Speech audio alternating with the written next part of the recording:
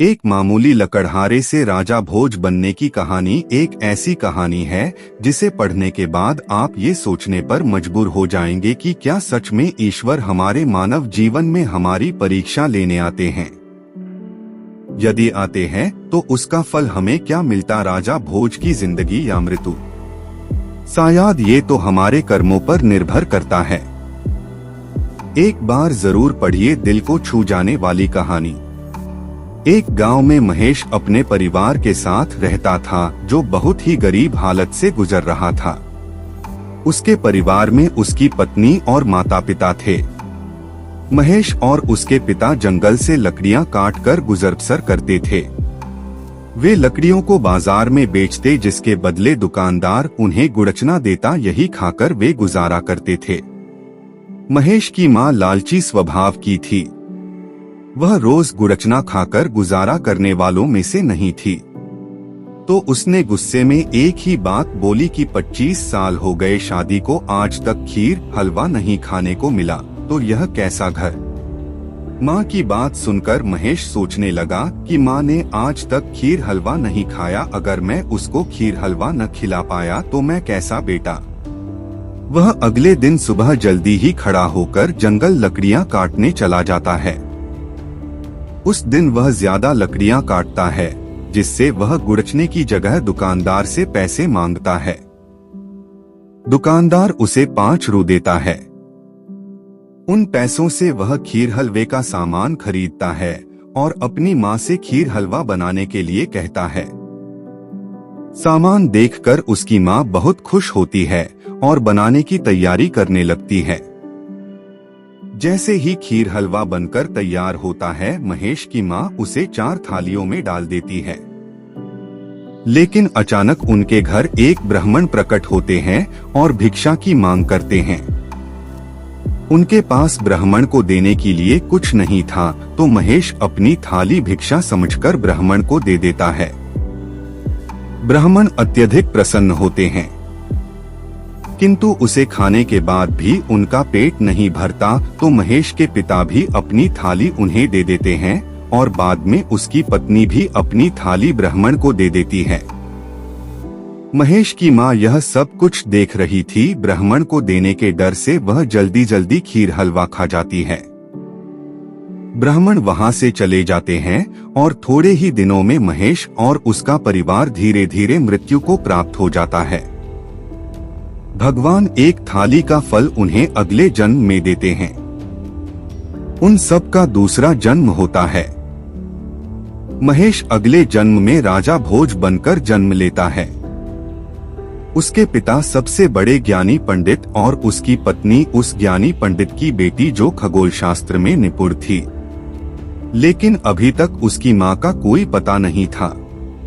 अपने असोआराम को देख राजा भोज एक दिन दुविधा में फंस जाते हैं कि मैंने पिछले जन्म में ऐसा क्या पुण्य किया था जिसकी बदौलत ईश्वर ने मुझे राजा भोज बनाया।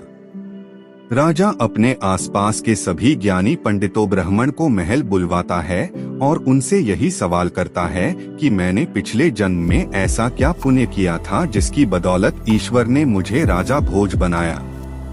सभी पंडित ब्राह्मण राजा के नग शास्त्र व जन्म कुंडली देखने का प्रयास करते हैं, लेकिन सभी असफल हो जाते हैं।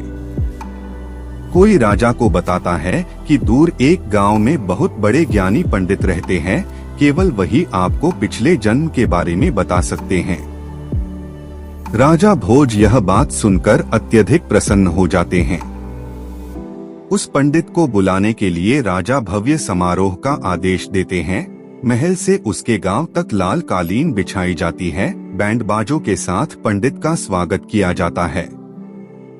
जब वह पंडित महल पहुंचता है तो न राजा को और न ही उस पंडित को ये पता था कि हम दोनों पिछले जन्म में बाप बेटे थे।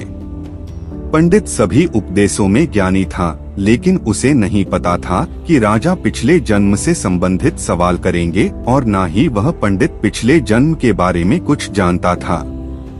राजा वही सवाल पूछता है। पंडित में राजा को मना करने की हिम्मत नहीं थी, क्योंकि राजा को इसके और इसके ज्ञान के बारे में बहुत कुछ बताया गया था। तो पंडित ने राजा के सभी सवालों के जवाब देने के लिए 1 महीने का समय मांगा। राजा इतने प्रसन्न हुए कि उन्होंने पंडित के घर 1 महीने के लिए महल का राशन भिजवाया। दिन बीतते गए, पंडित घबराहट के मारे सूखने लगा कि 1 महीना होने पर क्या जवाब दूंगा। अपने पिता की हालत देख उसकी बेटी पूछने लगी, जो पिछले जन्म में राजा भोज की पत्नी थी, पिताजी कुछ दिनों से आप मुझे परेशान दिख रहे हैं, क्या बात है मुझे बताइए। पिता पंडित उसे सारी बात बताते हैं। बेटी ने गौर से सारी बात सुनी, जो खगोशास्त्रीय में निपुण थी। कहती है, पिताजी आप परेशान न हो, अगली बार जब महल जाना हो तो मुझे लेकर चलना, मैं दूंगी राजा के सभी सवालों का जवाब। 1 महीना पूरा हो जाता है, पंडित को महल बुलाया जाता है। राजा के पूछने पर वह बोलता है, महाराज ये बात तो इतनी छोटी है कि इसका जवाब मेरी बेटी भी दे सकती है। उसकी बेटी सामने आती है, वह काफी खूबसूरत थी। कन्या राजा के दोनों हाथ पकड़ती है और उन्हें स्वर्ग की यात्रा पर ले जाती है। वहां का दृश्य देखकर राजा अचंभित हो जाता है। ईश्वर ने वहां बहुत ही सुंदर महल बनवाया था, जहां चारों ओर सुख ही सुख थे। राजा उसकी विद्या देखकर हैरान रह जाते हैं। राजा समझ चुके थे कि उनके सभी सवालों का जवाब केवल वही दे सकती है। राजा मन ही मन उससे विवाह करने की सोचने लगे। थोड़ी ही देर में राजा भोज देखते हैं, स्वर्ग का सुंदर महल अचानक टूटने लगता है। कन्या समझ चुकी कि राजा के मन की बात ईश्वर को मंजूर नहीं। वह राजा को वापस नीचे ले आती है। राजा स्वर्ग के महल के बारे में कन्या से पूछते हैं तो वह कहती है, राजा वह महल ईश्वर ने स्वर्ग में आपके लिए बनाया था, किंतु आपके मन में जब मुझसे विवाह करने की बात आई तो वह महल टूटने लगा, जो ईश्वर को मंजूर नहीं है। राजा उसकी बात सुनकर हैरान हो जाते हैं और ईश्वर का इशारा समझ जाते हैं। वह खुद उसका विवाह एक राजकुमार से कराते हैं और एक भाई बनकर उसे विदा करते हैं। राजा उसको विदा करने के लिए जब डोली में बिठाने जाते हैं तो वहां भिखारियों की कतार थी, जिसमें महिलाएं व आदमी दोनों थे। तब पंडित की बेटी राजा को उसके पिछले जन्म की कहानी बताती है कि आप और मेरे पिता पिछले जन्म में बाप बेटे थे और मैं आपकी पत्नी थी। आप दोनों जंगल से लकड़ियां काटकर अपना और हमारा पेट भरते थे। एक दिन हमारे घर खीर हलवा बना था, जो एक ब्राह्मण खाने आया था, जो कोई और नहीं स्वयं कृष्ण भगवान थे। हम सब ने अपनी थाली उस ब्राह्मण को भिक्षा समझकर दे दी, लेकिन आपकी माँ ने अपनी भूख मिटानी चाहिए, जिसका फल ईश्वर ने हमें इस जन्म में दिया है। राजा उससे माँ के बारे में पूछता है, क्या माँ का दूसरा जन्म हुआ? तो वह बताती है, राजा ये जो भिखारियों की कतार है ना, यही आपकी माँ कटोरा लेकर खड़ी है। राजा भोज पंडित की बेटी से विवाह करना चाहते थे, किंतु ये बात ईश्वर को पसंद ना आई। वे दोनों पिछले जन्म में भले ही पति पत्नी थे, किंतु इस जन्म में वह कन्या महेश के पिता की बेटी थी, जो ईश्वर की दृष्टि से भाई बहन थे। कृपा कमेंट के माध्यम से जरूर बताएं कि लकड़हारे से राजा भोज बनने की कहानी कैसी लगी। अगर आप इस चैनल पर नए हैं तो आप मेरे इस YouTube चैनल स्टोरी अड्डा बाय AP को सब्सक्राइब करें।